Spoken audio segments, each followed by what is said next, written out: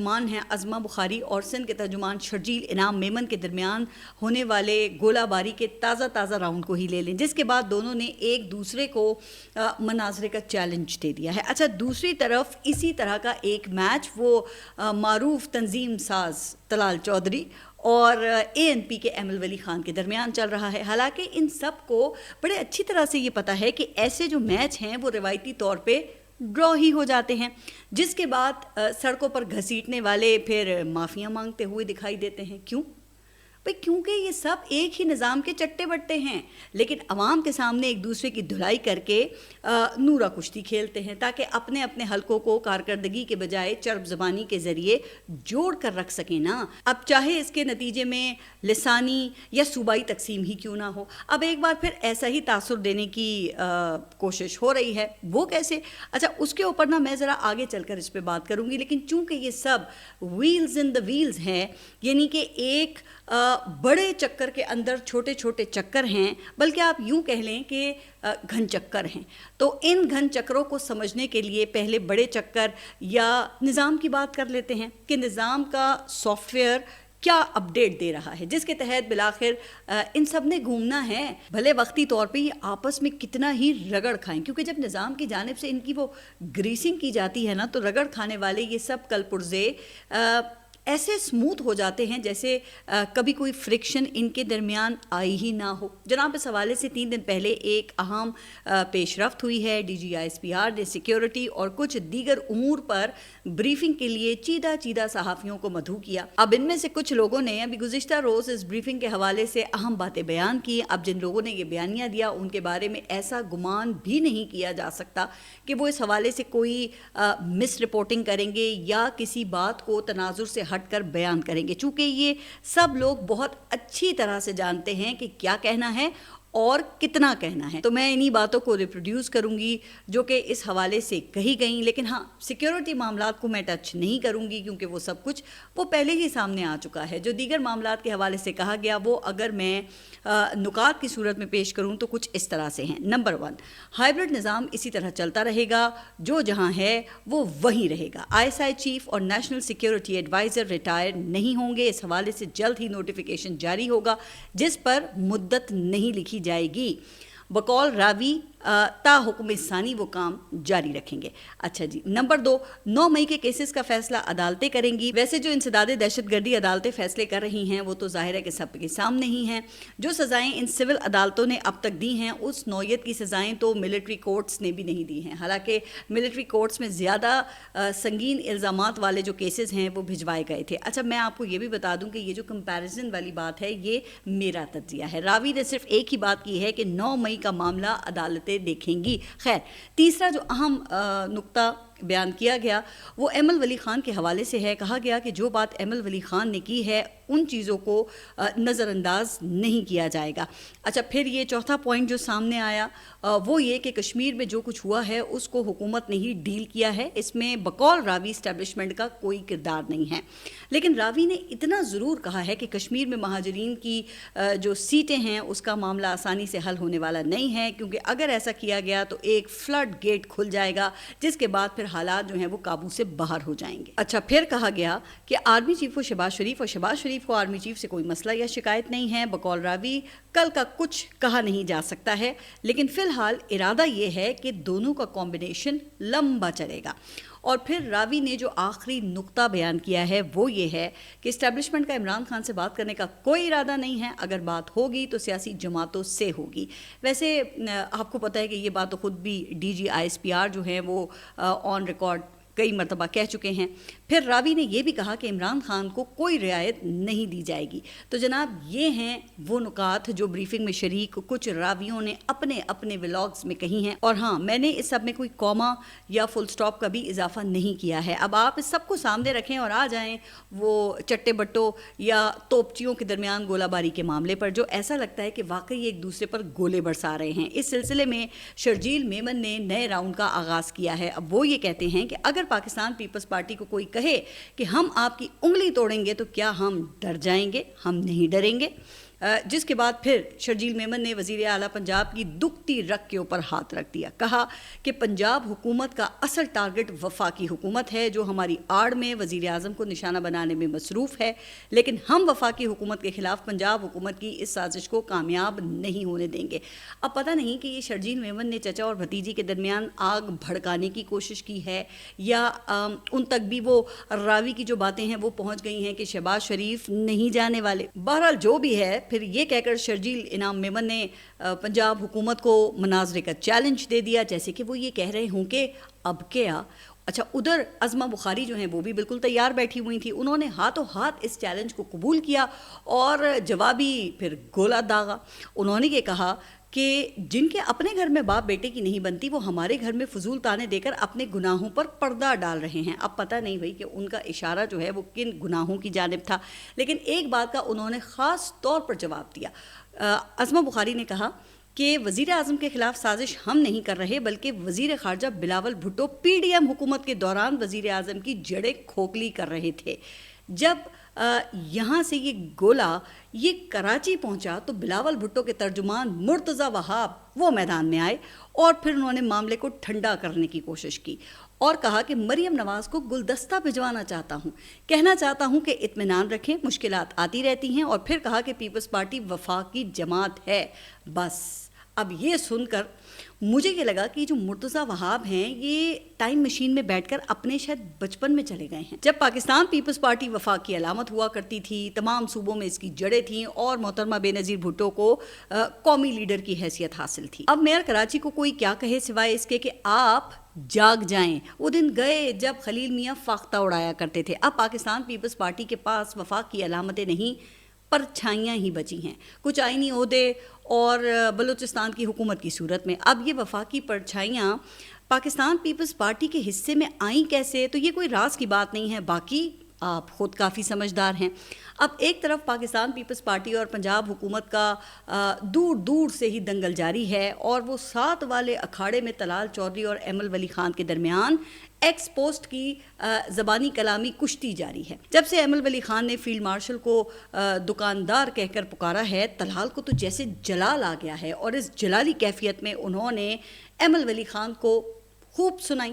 طلال چودھری نے بتایا کہ کس طرح کہیں کی اینٹ اور کہیں کا روڑا جمع کر کے ایمل ولی خان کو بلوچستان سے سینیٹر منتخب کروایا گیا, جس کا مقصد پھر یہ باور کرانا تھا کہ ہماری بلی ہمیں ہی میاؤں. تو ظاہر ہے کہ پھر ایمل ولی خان کا یہ بھانڈا پھوڑیں گے تو کیا پھر وہ انہیں چھوڑیں گے. لہٰذا ایمل ولی خان نے بھی جواب میں طلال چودھری کو خوب اوقات یاد دلائی.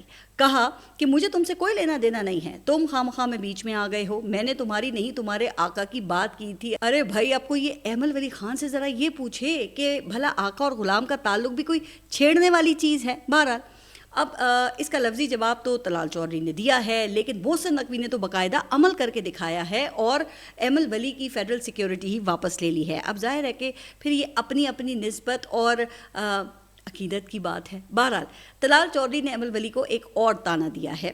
کہا کہ تم بہت اصولوں کی بات کرتے ہو, ذرا یہ تو بتاؤ کہ نہ تم وزیر نہ مشیر, تو پھر کس اصول کے تحت ابھی تک منسٹر انکلیو میں رہ رہے ہو. اب یہاں کوئی طلال چودھری سے ذرا یہ پوچھے کہ جناب آپ خود ہی تو کہہ رہے تھے کہ کیسے پھر ایمل ولی خان کو سینیٹر منتخب کرایا گیا ہے, تو ظاہر ہے کہ جنہوں نے پھر انہیں سینیٹر منتخب کروایا ہوگا انہوں نے ہی منسٹر انکلیو میں جگہ بھی دے دی ہوگی. ارے بھائی, انہیں تو صرف جگہ دی ہے, آپ کو تو اٹھا کر پوری کی پوری حکومت دے دی. بائی دا وے, یہ وہی اصول ہے جس کے تحت پی ڈی ایم حکومت میں بھانمتی کا کنبہ اکٹھا کیا گیا تھا, جب سب کو عمران خان کا خوف دلا کر ایک لڑی میں پرویا گیا اور پھر یہ باور کرایا گیا کہ اس سے جڑے رہنا. تو ظاہر ہے کہ پھر یہ سب کی مجبوری ہے, لیکن وہ کیا ہے نا کہ کبھی کبھار رسی ڈھیلی چھوڑی جاتی ہے, تو پھر یہ جو نایاب موتی ہیں یہ آپس میں پھر ٹکرانے لگتے ہیں جس سے وائبریشن محسوس ہوتی ہے, لیکن پھر مجبوراً کھینچا جاتا ہے کیونکہ اس لڑی سے باہر ان میں سے کسی کی کوئی سیاسی اوقات ہی نہیں بچی ہے.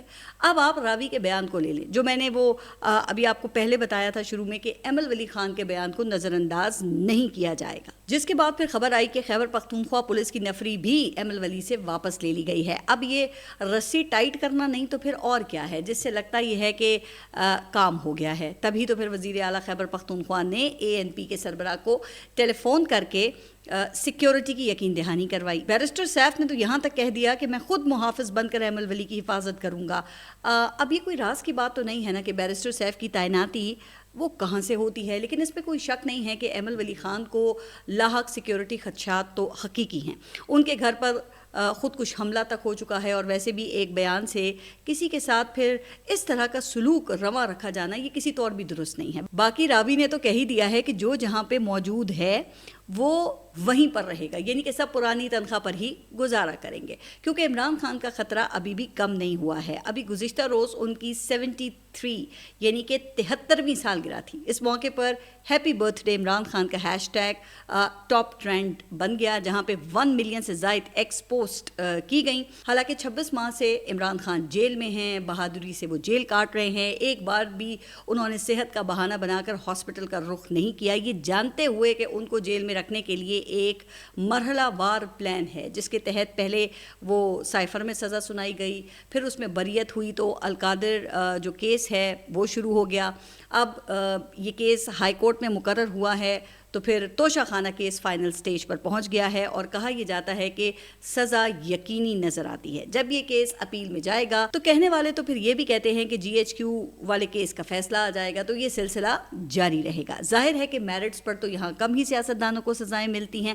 اب جب تک نظام کی مرضی نہیں ہوگی عمران خان باہر نہیں آ سکتے، لیکن پھر بھی وہ اپنے موقف پر قائم ہیں، اور بقول راوی ان کے ساتھ فی الحال کوئی کسی قسم کی رعایت نہیں کی جائے گی. ویسے یہ سمجھنے کے لیے کسی راکٹ سائنس کی تو ضرورت نہیں ہے، چونکہ جو کچھ اس وقت پاکستان تحریک انصاف کے ساتھ ہو رہا ہے اس سے بخوبی اندازہ لگایا جا سکتا ہے ان تمام چیزوں کا.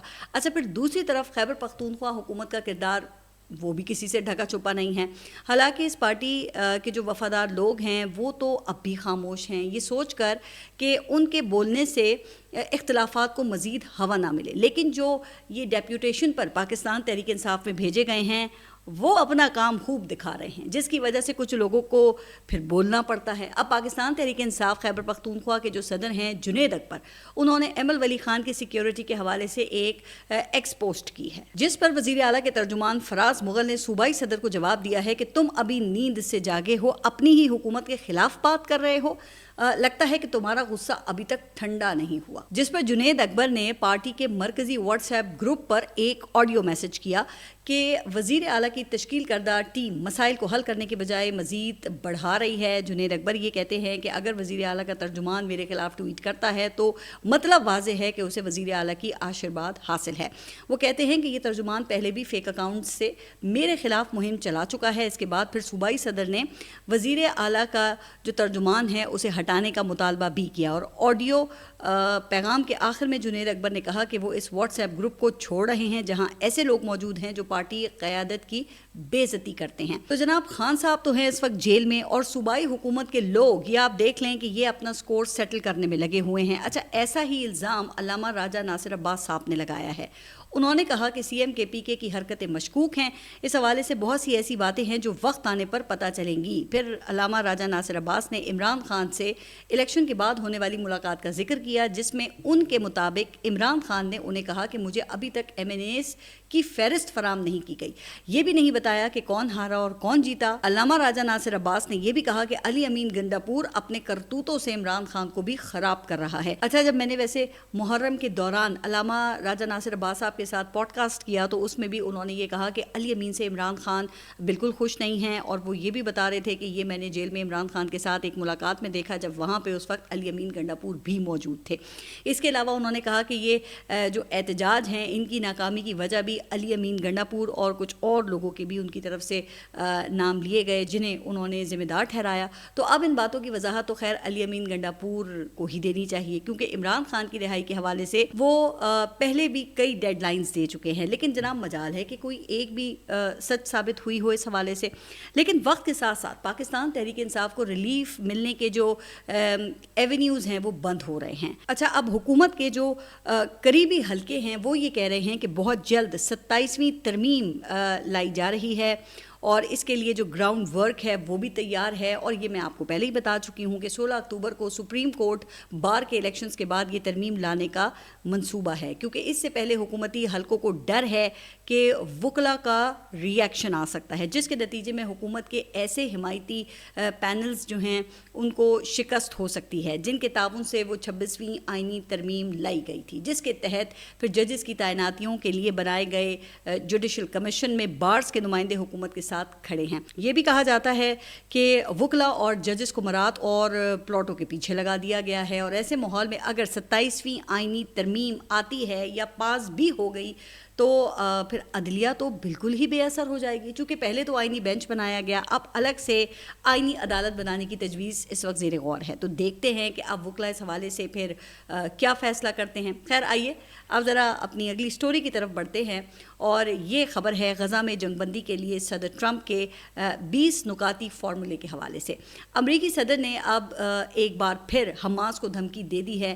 CNN کو وہ اپنا انٹرویو دے رہے تھے، جس میں صدر ٹرمپ کا یہ کہنا تھا کہ اگر حماس اقتدار پر قائم رہنے کی کوشش کرے گی تو اسے مکمل طور پہ نیست و نابود کر دیا جائے گا۔ اچھا، اب ایک طرف آج مصر میں حماس اور اسرائیل کے درمیان بالواسطہ مذاکرات شروع ہو رہے ہیں، جس میں صدر ٹرمپ کے داماد بھی شریک ہوں گے، تو ایک ایسے وقت میں اس دھمکی کی کوئی خاص ضرورت تو نہیں تھی، لیکن دوسری طرف پاکستان کی جانب سے اس مسئلے کی جو ہینڈلنگ ہے وہ بھائی سمجھ سے باہر ہے۔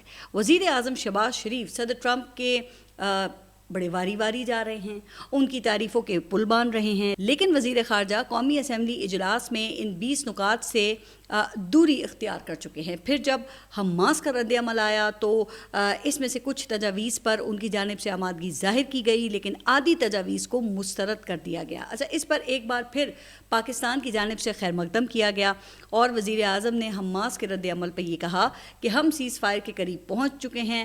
اب صدر ٹرمپ نے دوبارہ دھمکی دے دی ہے، تو دیکھتے ہیں کہ پھر اس پر کیا موقف آتا ہے۔ لیکن حال ہی میں برطانوی اخبار فائنینشیل ٹائمز نے جو رپورٹ دی ہے، تو اس حوالے سے 3 دن گزرنے کے بعد بھی حکومت پاکستان خاموش ہے، اگرچہ عسکری ذرائع کے حوالے سے خبر آئی ہے کہ اس میں صداقت نہیں ہے۔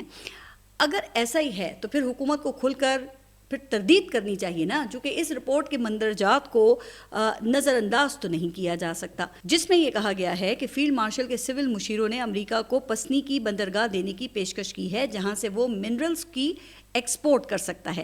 اب دیکھا جائے تو پسنی سے 70 میل کے فاصلے پر گوادر پورٹ ہے جو چائنا کے پاس ہے، اسی طرح یہاں سے 100 میل دور ایران ہے۔ اس تناظر میں اب اگر یہ خبر درست ہے تو پھر یہ دور رس نتائج کی حامل ہوگی، چونکہ امریکہ کی موجودگی وہ کبھی بھی ایران اور چائنا کو قبول نہیں ہوگی، اس لیے ضروری ہے کہ اس ابہام کو جلد سے جلد دور کیا جائے، ورنہ چین کے ساتھ تعلقات میں بد اعتمادی آ سکتی ہے نا، اور ایران کے ساتھ سرحدی کشیدگی کے امکانات بڑھ سکتے ہیں، جبکہ بلوچستان کے سیکیورٹی خدشات میں اضافہ ہو سکتا ہے۔ اب برطانوی اخبار کی رپورٹ پر حکومتی موقف کو جانے بغیر اس پہ کچھ زیادہ تبصرہ نہیں کیا جا سکتا، لیکن جو رپورٹ پاکستان کے اخبار ایکسپریس ٹریبیون نے دی ہے، اس نے تو حکومت کی ساکھ پر بہت بڑا سوالیہ نشان لگا دیا ہے۔ جی ہاں، اب خبر کے مطابق 2 حکومتی اداروں کے ٹریڈ ڈیٹا میں $11 ارب کا فرق پایا جاتا ہے، جس کی نشاندہی IMF نے کی ہے۔ ان میں ایک جو ادارہ ہے وہ پاکستان ریونیو آٹومیشن لمیٹڈ اور دوسرا پاکستان سنگل ونڈو ہے۔ IMF کے مطابق 2023-24 میں ان دونوں اداروں کی امپورٹس کی فگر میں $5.1 ارب کا فرق ہے، جبکہ 2024-25 میں اس فرق میں مزید $5.7 ارب کا اضافہ ہو گیا ہے۔ تو اب سوال یہ ہے کہ کیا یہ غلطی ہے یا کچھ چھپانے کی کوشش ہے، کیونکہ اس سے پہلے ماضی میں بھی کچھ غلط فگرز دینے پر عالم